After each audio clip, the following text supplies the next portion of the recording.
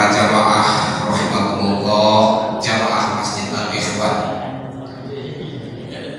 yang saya hormati dan Allah muliakan, wabil khusus seluruh kepengurusan Masjid DKM ataupun DKM Masjid Al-Ikhwan yang tidak bisa disebutkan satu persatu. Mudah-mudahan Allah Subhanahu wa Ta'ala pada malam hari ini, maghrib ini, mengampuni dosa kita semua. Amin. Ya Allah ya Rabbal Alamin. Berkah pengajian ini Allah angkat dosa kita, hilangkan kesalahan kita, dan diberikan derajat yang paling tinggi di sisi Allah Subhanahu wa Ta'ala. Amin ya Allah ya Rabbal Alamin. Untung kalau ngaji Bapak, ngaji itu untung. Apa untungnya? Kata Nabi, manin taqala liyata'allama ilman gubbirolahu qabla ayyadua. Nah gitu Pak. Barang siapa yang datang ke majelis ilmi niat di dalam hati untuk thalabul ilmi, mendengarkan tausiah agama, maka sebelum dia melangkahkan kaki ke tempat itu sudah Allah ampuni dosanya. Amin ya Allah ya Rabbal. Paling enak ngaji Bapak, tetapi juga kadang-kadang paling malas. Benar Pak? Tadi jamaah banyak nih, tapi pas ngaji kabur. Nah, tapi kita juga tak semua, mungkin ada kepentingan yang lain, Pak. Nah, maka paling enak ngaji daripada sholat. Ngaji mah boleh kalau haus minum Pak. Boleh apa enggak? Lagi sholat boleh apa enggak? Enggak boleh. Apalagi kalau di ngajinya Pak Ustaz di luar masjid nih, ngaji sambil mudun, boleh apa enggak? Ngaji sambil ngerokok boleh apa enggak? Sambil ngopi boleh apa enggak? Boleh. Kalau sholat enggak boleh sambil ngopi kan? Allah Akbar, minum seruput nggak bisa. Kalau lagi ngaji boleh. Justru padahal pahalanya kalau kita rasain luar biasa. Sampai kata Nabi nih, biar semangat ngajinya Pak, man mata fi thalabil ilmi mata syahida.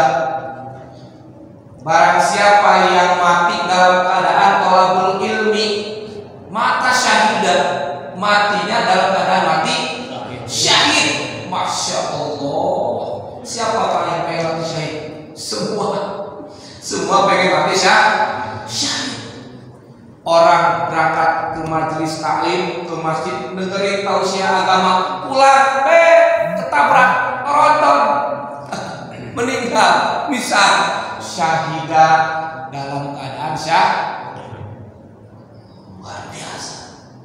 Kata setan begini, bah jangan ngaji, sholat jamaah malos, silakan.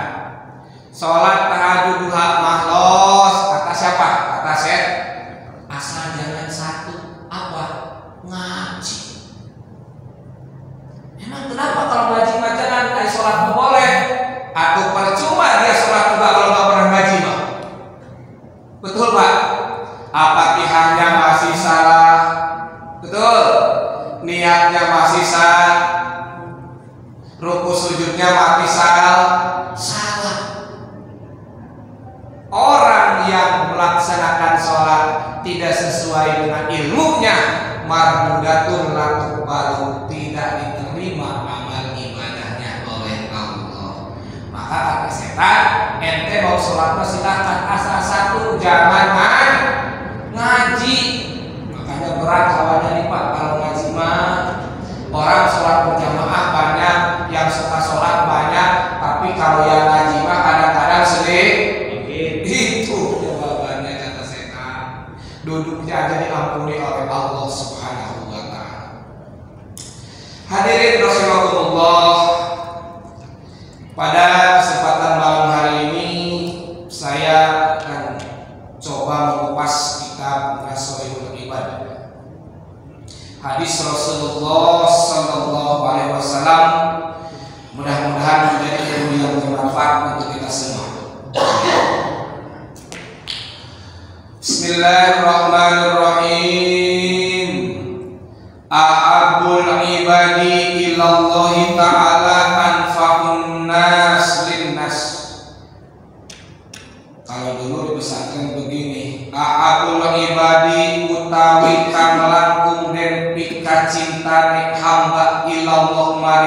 Allah iku anfaun nasi kang langkung manfaate manusia lin nasi kedua manusia.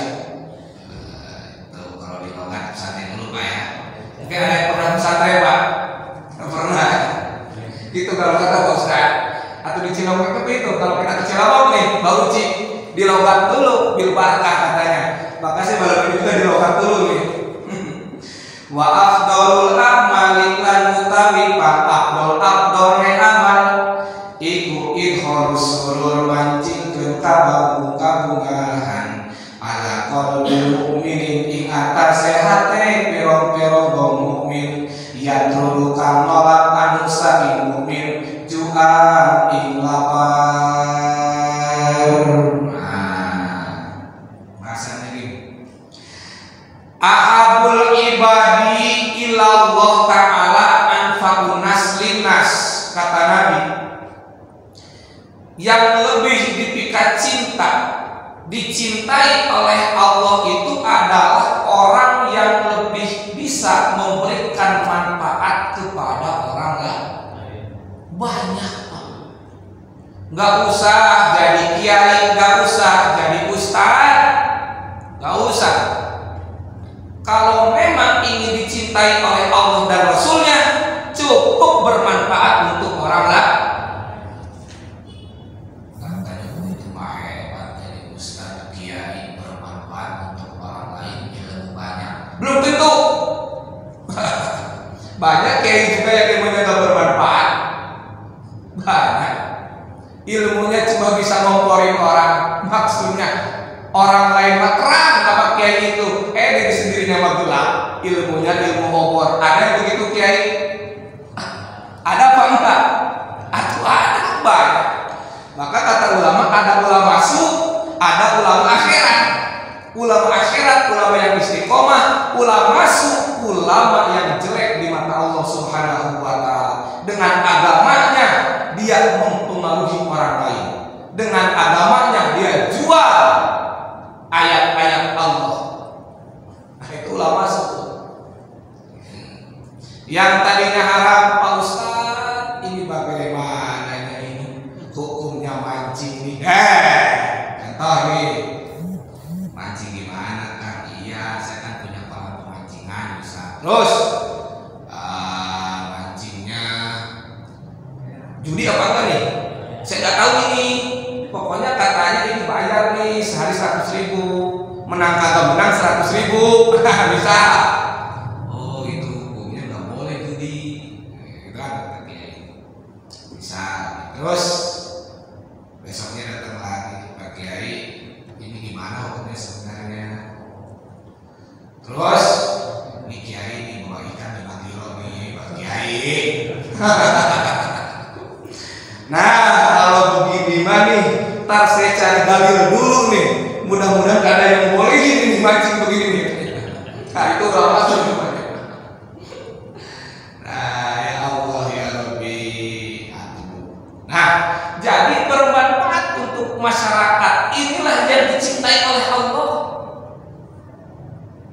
Saya mah gak punya uang, punyanya tenaga. Dengan tenaga bermanfaat untuk masyarakat. Alhamdulillah. Saya mah gak bisa apa-apa, cuma bisa-bisa ngedukung ustaz pengajian di Masjid Al-Ikhwan. Saya dukung pengajiannya, saya dukung DKR, saya ngaji gak pernah ketinggalan, saya dukung aktivitas keagamaannya. Itu juga anfa'un linnas. Bahkan Pak ada cerita, nenek-nenek bukan ustaz, bukan kiai, kalau laki-laki, bukan orang kaya, bukan ahli sholat. Dia kerjaannya selalu cinta mahabbah kepada ustaz, kepada kiai. Hadir di majelis taklim, tidak pernah ketinggalan kecuali sakit. Meninggal dunia akhirnya. Setelah puluhan tahun keluarganya bermimpi ingin itu makamnya dipindahkan. Karena posisi makamnya itu kejatuhan air hujan dari genteng Pak. Mungkin kelamaan takut erosi kali. Datanglah dalam mimpi itu pengen dipindahkan makamnya. Sepakat dengan keluarga, akhirnya dipindahkan.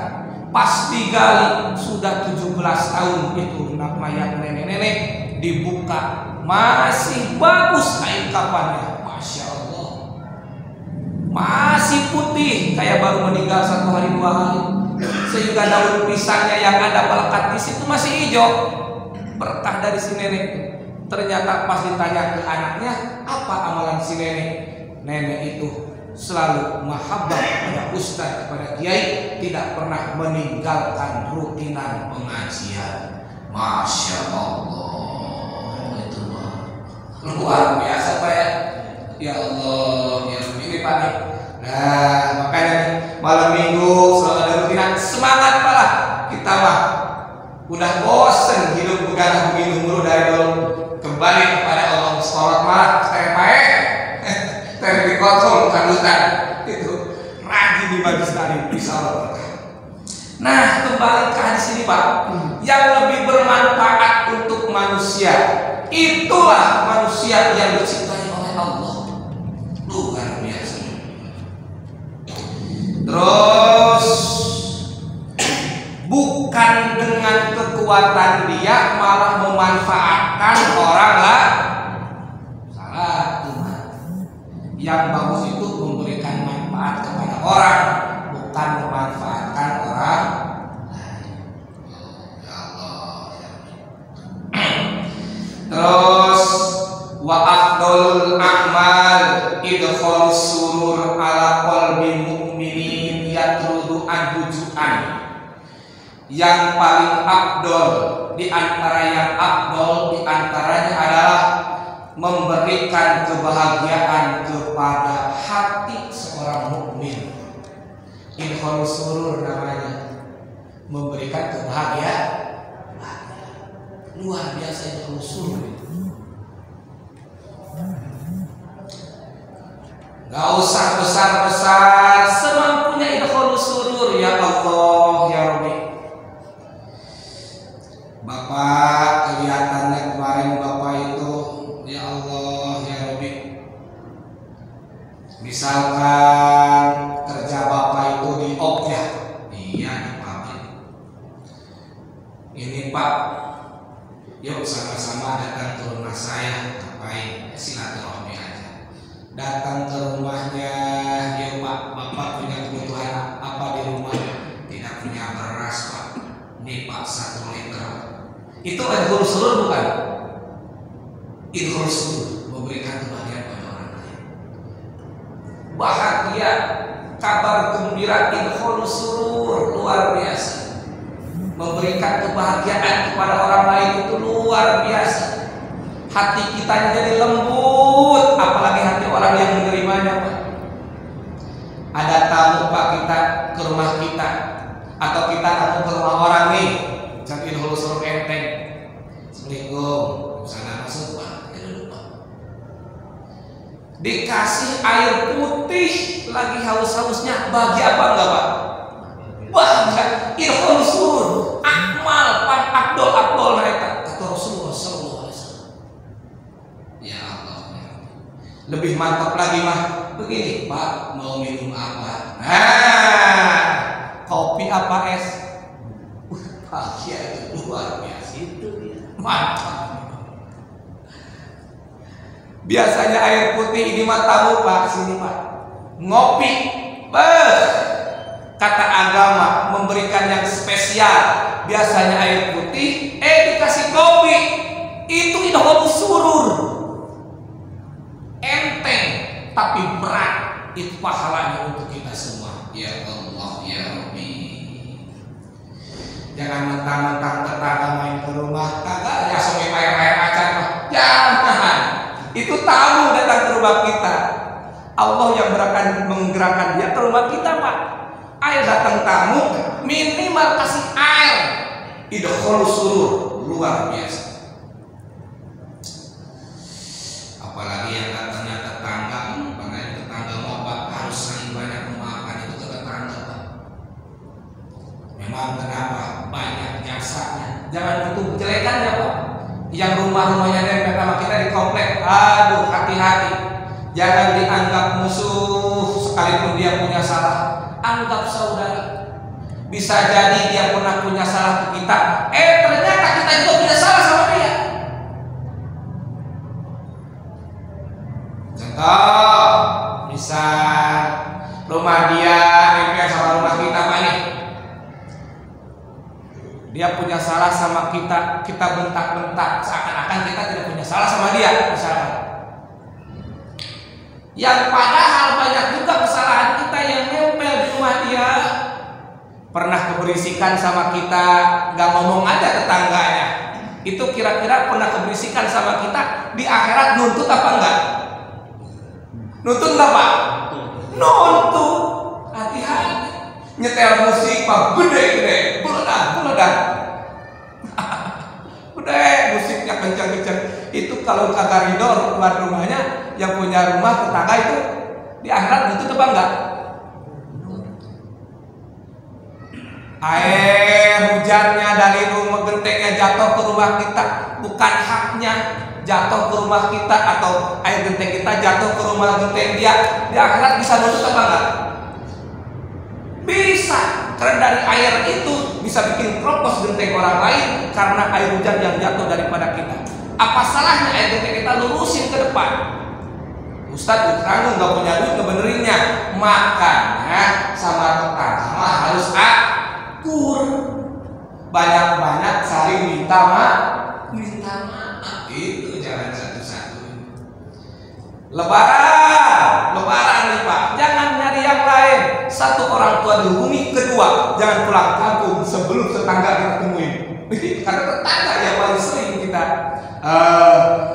repotin dan lain sebagainya. Nah, hadirin rahimakumullah, maka kembali dari hadis ini, idkhalus surur, berilah kebahagiaan kepada saudara-saudara kaum muslimin kita. Ini afdal amal menurut Allah Subhanahu wa ta'ala. Yatrudu anhu ju'an aw yaksifu anhu karman, memberikan idkhalus surur diantaranya yang bisa menolak rasa lapar, menolak rasa haus kepada saudara kita. Makanya kadang-kadang di masjid suka ada santunan anak yatim Pak Ustaz ya. Luar biasa. Ya Allah. Au yaksifu anhu karban, au yakdilahu dainan, atau idkhalus surur itu apalagi memberikan kebingungan terhadap saudara kita. Saudara kita terlilit hutang, berikan kebahagiaan. Berapa Pak hutangnya? Ini Pak, saya pinjami dulu untuk menutupi hutang dia. Idkhalus surur, luar biasa. Apalagi auyak dilahu dainan, kalau sampai mampu dia menggantikan hutangnya, luar biasa. Maka kadang-kadang itu ya, orang itu susah sama saudara juga orang muslim ini kan, ngomongnya kalau minjem uang ke bank riba gitu Pak ya, minjem ke saudara kagak pinjemin, bener gak gitu Pak? Iya, kamu jangan minjem uang ke bank riba katanya walaupun 1 juta 2 juta, tapi minjem ke uang itu kagak dikasih. Nah maka hadirin rahimakumullah, dari hadis ini termasuk idkhalus surur adalah membayarkan hutang saudara-saudara kita yang ada di sekitar kita. Nah, wa khoslatani la say'an ahbasu ay wa anjasu minhuma asyirku billah wa dur bil muslimin. Kata Nabi, ada 2 perkara selanjutnya yang lebih jelek daripada yang jelek, lebih dosa daripada yang dosa. Masya Allah. Apa ini? Harus hati-hati nih kita. Takut pernah kita lakuin ini Pak. Apa itu? Asyirku billah wa dur bil muslimin. Pertama adalah syirik kepada Allah, keduanya dolim kepada kaum muslimin. Syirku billah itu maksudnya apa? pernah menyekutukan Allah. Nah ini panjang ini pembahasan. Sekarang ini katanya banyak orang-orang yang mudah memusyrikan. Itu Pak. Sebenarnya bagaimana? Sebenarnya kita harus pandai mengaji, itu jawabannya mah. Orang yang pengetahuannya kurang luas akan mudah menyalahkan orang. Jangan ziarah kamu syirik. Pernah dengar begitu gak Pak? Emang ziarah itu kita minta ke kuburan? Kan bukan. Di mana syiriknya? Hanya bertawasul. Ya Allah, berkah makam para wali, akhlaknya mulia beliau, kabulkanlah dosa saya. Bagus, bertawasul. Seperti Nabi Adam, ya Allah, wasilah nama yang terpampang di pintu surga, Muhammad namanya. Wasilah berkah nama itu, ampuni dosa saya. Kalau begini mah, wahai makam, kabulkanlah dosa saya, kabulkanlah doa saya. Itu minta ke siapa? Kalau begini, wahai makam, kabulkanlah doa saya, minta ke siapa itu? Nah itu baru dipertentangkan kalau tidak tahu ilmunya. Ini makan tawasul ke makam, di mana syiriknya? Terus yang disebut syirik itu meminta kepada selain Allah. Kalau begini, kita misalkan ke orang tua kita, mama, tolong dong permintaan aku kemarin kabulkan. Kira-kira itu syirik apa? Hah? Itu minta kan selain Allah itu. Kan tadi syirik itu meminta kepada selain. Setuju nggak? Setuju. Meminta atau menyembah kepada selain. Nah, kita ke orang tua nih Pak. Bapak, permintaan saya kemarin masa belum dikasih-kasih? Itu minta ke siapa? Ke orang tua. Syirik ke benar.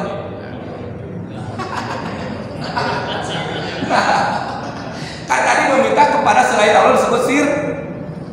Maka jawabannya adalah tadi harus bisa ngaji.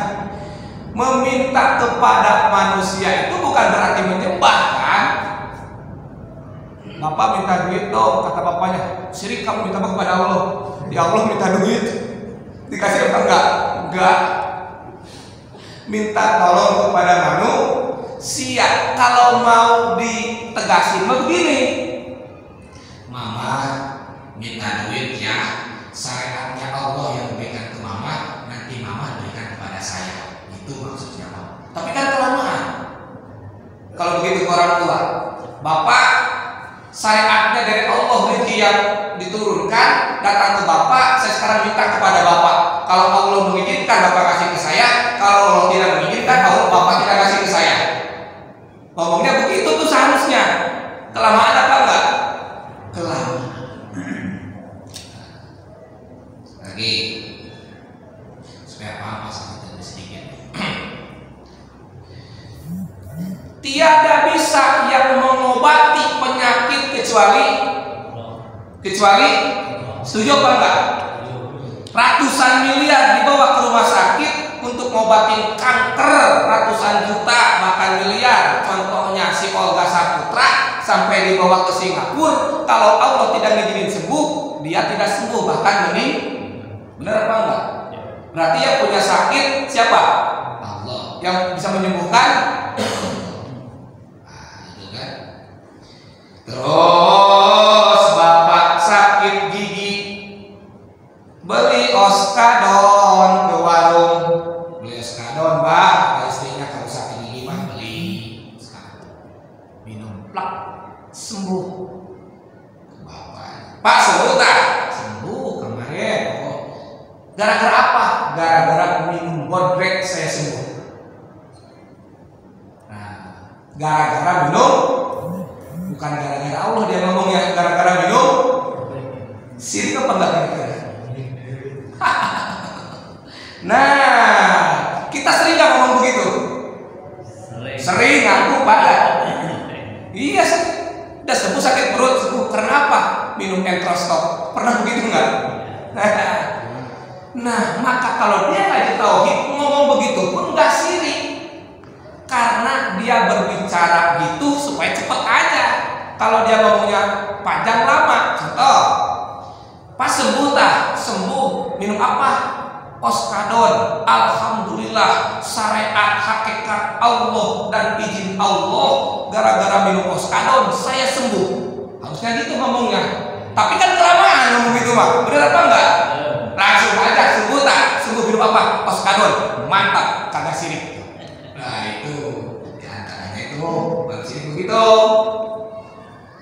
Ada lagi golongan orang, ngapain ke rumah sakit? Kalau sakit langsung aja kepada Allah.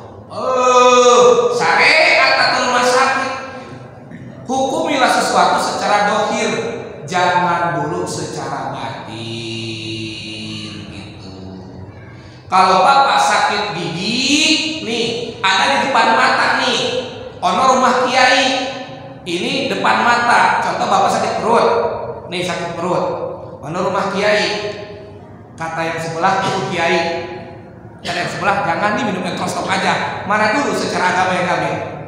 Yang dohir dulu minum apa? Entrostop. Ke kiai minta doanya baru boleh. Karena secara dohir dulu tuh diambil. Nah, hadirin rahimakumullah, lagi supaya nggak ragu Pak ya. Kalau di kompleks saya Kutabumi, kalau orang Ustaz nih baru lahirin nih, dan lahirin hari-hari kan ada nih, kan disimpan depan rumah, dicanin pakai lampu, ada nggak di sini? Ada banyak. Ini sirik jarum gunting gantungin di lehernya. Pernah dengar begitu? Ada. Kalau nanya itu Habib musyrik sirik itu, ngapain itu sirik? Nggak ngaji dia kan? Syariat dengan gunting ini anak bayi, insya Allah tidak dideketin oleh jin, oleh setan. Masang gunting dan penitinya pakai bismillah. Syariat ini setan nggak bisa mendekati atas izin Allah. Yang sirik ini begini, dengan penitih ini setan bisa kabur. Kamu lebih percaya sama penitih daripada kepada Allah, kan begitu? Boleh syariat pakai penitih di bayi atau pakai kalung. Kalau dari guru kita pakai jimat, mana tahu Pak, kalung hitam itu. Bayi ini pakai kalung jimat nih. Dalamnya apa? Bismillah.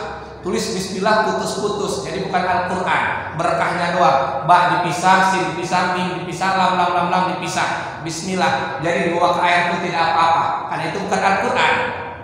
Itu mah cuma huruf dipisah-pisah mempunyai makna bismillah. Sirik apa enggak? Kita lihat apa maksudnya pakai kalung itu. Maksudnya dengan syariat bismillah ini setan akan takut kepada kita, karena Nabi bersabda setan itu takut kepada kalimah thayyibah. Bukan kalung ini yang mengusir setan, ini mas syariat atas izin Allah Subhanahu wa ta'ala. Tidak sih. Guru-guru kita, bagi khusus guru-guru kita di pesantren, ahli-ahli ilmu tidak akan mudah mensyirikkan. Yang syirik itu bagaimana? Ini melayani setan, supaya ikannya yang di pantai banyak panennya. Para nelayan banyak panennya. Ayo potong sapi, kepalanya dilemparkan ke laut, dimakan oleh jin setan, nanti ikannya jadi banyak. Itu mah melayani itu yang tidak boleh.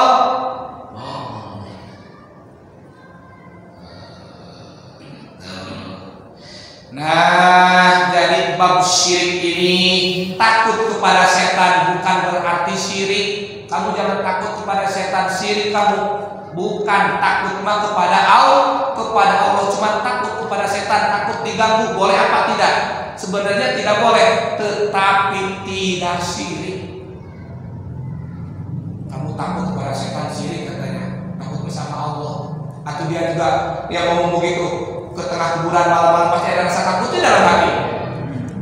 Syirik apa enggak? Kalau syirik, syirik dong. Iya apa? Yang syirik itu melayani setan,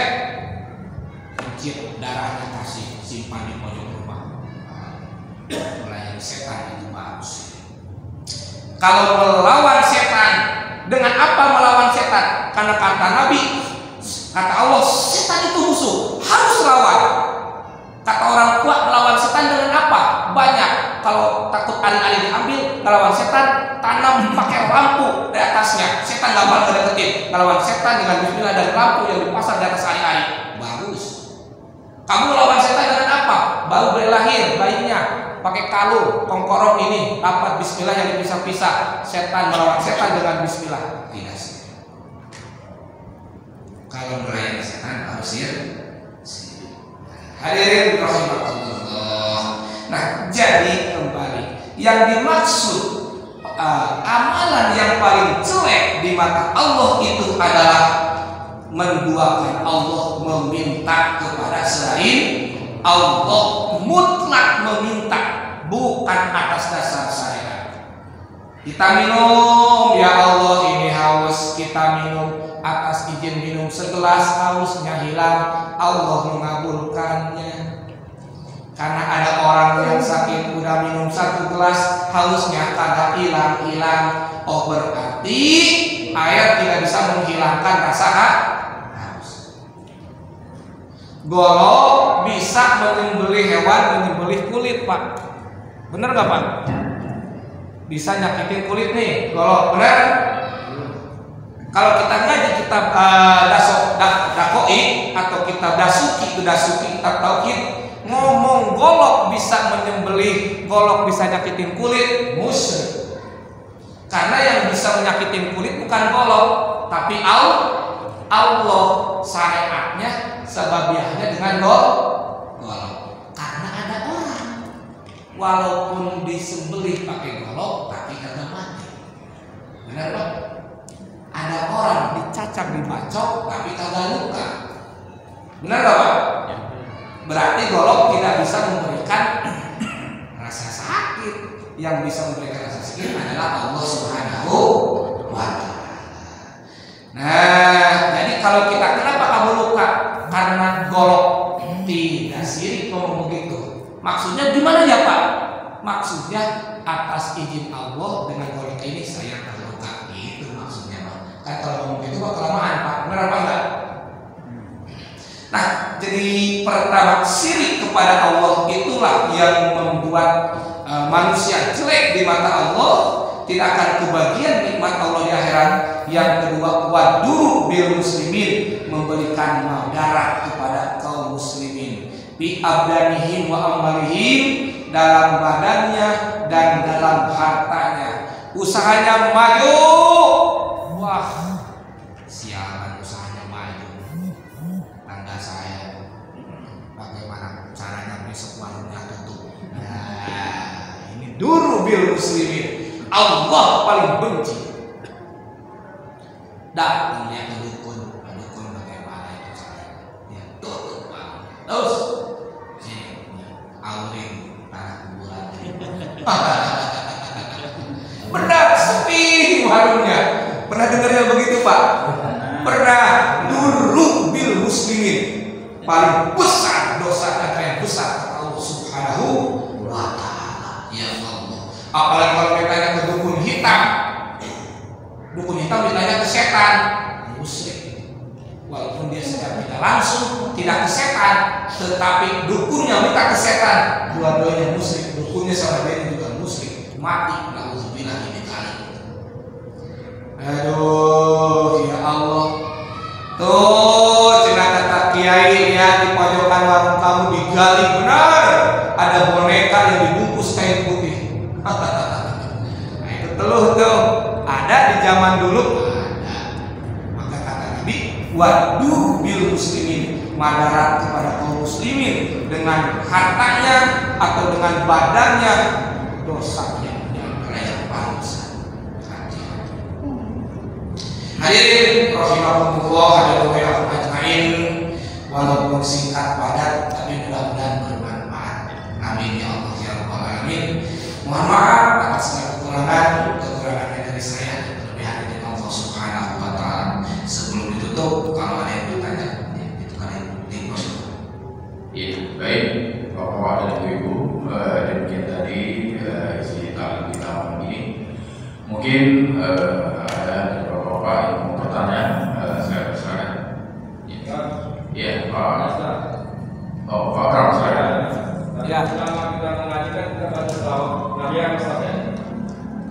Kenapa? Dari mulai kita mengaji tadi kita baca selawat Nabi ya. Ya.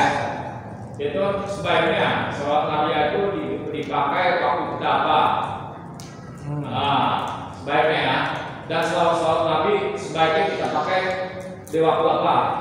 Nah, dua, maksud dari selawat itu artinya apa, Ustaz? Rangkaian kata-katanya itu.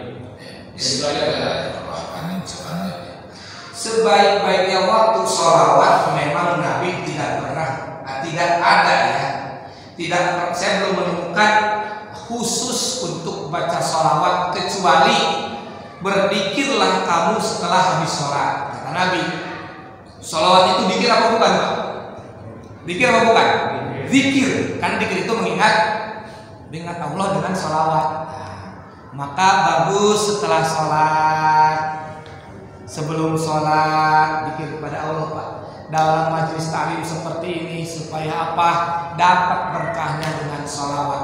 Karena ada hadis Nabi, barang siapa yang berdoa tidak diawali dengan sholawat, maka doanya ngawang-ngawang, ke atas tidak nyampe, ke bawah tidak nyampe, maka diawali dengan sholawat. Itu satu. Jadi kapan aja Pak. Tapi kalau dianjurkan oleh Nabi, sehabis sholat banyak-banyak berzikir atau sepertiga malam. Kedua, sholawat nariyah itu apa artinya? Arti daripada sholawat nariyah seperti yang diijazahkan oleh guru-guru kita di pesantren, terlalu panjang kalau kita jelaskan. Secara singkat kita berikan arti. Allahumma sholli sholatan kamilatan wa sallim salaman taman. Allahumma ya Allah sholli berikan rahmat Allah wa salam dan keselamatan kamilatan yang sempurna ala Sayyidina Muhammad, salawat yang sempurna kepada Nabi Muhammad SAW. Tanhalu bil uqadu, yang dengan salawat itu, dengan keberkahan Nabi itu akan terbuka uqadu, pengikat-pengikat kesusahan. Watan parjubil kurobu, dan akan terbukanya dengan sababiyah wasilah sholawat, wasilah Nabi Muhammad, terbukunya kebingungan-kebingungan akan hilang. Waktu tobihil hawa iju, dan dengan berkah sholawat ini, berkah Nabi ini, bihil hawa iju, akan dikabulkan berbagai macam doa-doa kita.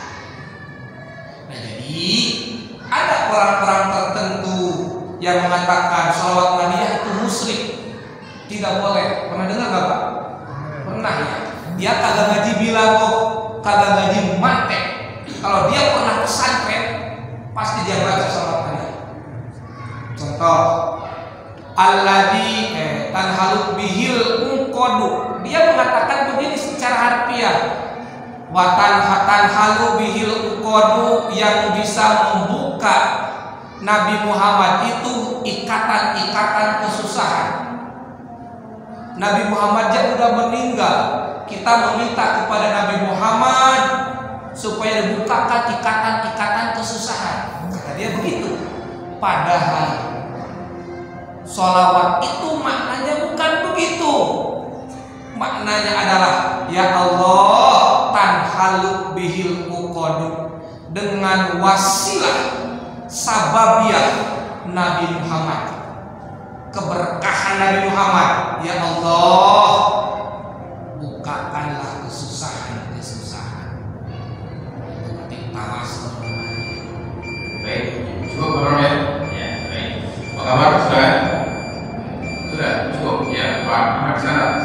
Boleh, Pak Ustaz? Boleh. Assalamualaikum warahmatullahi wabarakatuh. Waalaikumsalam. Di zaman penjajahan dahulu, orang-orang tua kita itu banyak belajar ilmu kebal ya Pak Ustaz. Ilmu itu diambil dari para dukun, para kiai untuk menghindari peluru tembus ke badan.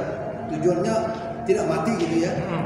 Mungkin Pak Ustaz bisa menerangkan apakah ini termasuk berbau syirik atau tidak? Hanya melindungi diri. Ya. Assalamualaikum warahmatullahi wabarakatuh. Waalaikumsalam. Tidak ada apa-apa. Ada kalau bagi sekali itu boleh sholat diakhirkan, boleh ada diakhirkan kata ulama kalau diisi dengan tolak ilmu tidak apa-apa. Tenang aja, tidak dosa. Ilmu tekbal, ya. Tekbal seperti pesantren itu termasuk saya pernah mengalap, kalau kata orang sudah mengalapkan, ngambil dan nyari, kita belajar ilmu itu. Tapi ajarin sama kiainya. Ilmu ini adalah alat. Alat ini tergantung dipakainya dan tergantung bagaimana caranya dia mengambilnya. Maka dengan alat ini yang kita cari terus kita dapatkan dan membuahkan hasil, badan kita tidak tembus peluru atau tidak mempan bolong. Sirik apa enggak? Enggak. Kenapa enggak? Ini mah cuma sababiyah. Syariatnya kita puasa. Saya dulu Pak. Kita puasa, minta kepada Allah bermalam-malam dan berdoa kepada Allah, pengen punya ilmu ini nih. Ya Allah, dengan syariat ini kabulkanlah doa saya. Saya pengen tidak mempan dibacok atas izin Allah. Gitu Pak. Maka banyaklah santri-santri dan kiai-kiai dan guru-guru kita tidak akan pernah takut oleh siapapun kecuali Allah. Artinya preman manapun ketika membacok, menembak tidak akan pernah luka. Bukan karena dia jago, tapi karena izin Allah Subhanahu wa ta'ala. Tuh, karena itu hasil doa. Bagaimana yang memintanya kepada dukun? Dukun memintanya kepada setan, misal kepada setan, itu beda cerita. Dia bisa minum darahnya udah najis, diminum oleh dia supaya kuat. Minum darahnya aja udah najis, dia minta kepada setan, kepada jin. Nauzubillah min dzalik. Nah, gitu kira-kira. Maka itu hanya syariat. Karena terbukti masih banyak yang ngalap ilmu itu tapi tidak ketaikan, tidak nyampe puncak, masih bisa digodok, bisa digodok. Tapi atas izin Allah ada orang-orang yang tidak bisa digodok.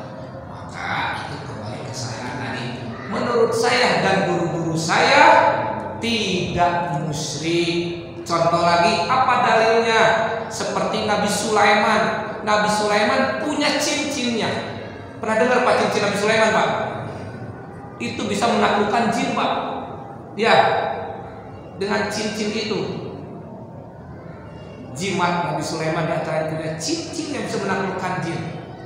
Jimat. Bukan karena cincinnya mas syariat, hakikatnya kekuatan Allah Subhanahu wa ta'ala. Jadi tidak apa punya jimat, tetapi asal tahu ilmunya bagaimana cara memakainya. Jimat hanya syariat, hakikatnya Allah Subhanahu wa ta'ala. Ya, cukup Pak sekarang ya. Mungkin ada yang lain? Enggak ada ya, cukup. Satu lagi Ustaz. Saya tadi terkait dengan jenazah yang tidak yang masih utuh. Itu adalah disebabkan karena beliau selama hidupnya mahabbah kepada ulama. Arti kata dari mahabbah itu apa Ustaz? Terima kasih. Mahabbah itu diambil dari kata habba, yaitu habbaban, mahabbatan, cinta kepada ulama, cinta kepada kesepuhan yang punya ilmu, alim, ngajinya nggak pernah ketinggalan. Ulamanya memang ulama istiqomah, cinta kepada ulama, apapun kebutuhannya dia dukung. Butuh pengajian, butuh bangunan dia dukung, majelis taklim membangun dia dukung. Ada makanan sedikit berikan berbagi kepada gurunya. Nah itu mahabbah seperti itu. Ya, sekarang Hadirin rahimakumullah, mudah-mudahan sekali lagi walaupun singkat ya, ini bermanfaat untuk kita semua. Siap saya sampaikan ini juga dengan sekedar keterbatasan saya, apa yang saya sampaikan. Jika memang masih ragu, silahkan, saya tidak menutup untuk bertanya kepada yang lain. Ilmu itu luas, bukan hanya di siapapun itu. Tidak ada yang sempurna dengan keilmuan. Tapi yang saya sampaikan insya Allah punya dasar dan punya dalil. Itu kira-kira. Hadirin rahimakumullah, mudah-mudahan sekali lagi bermanfaat.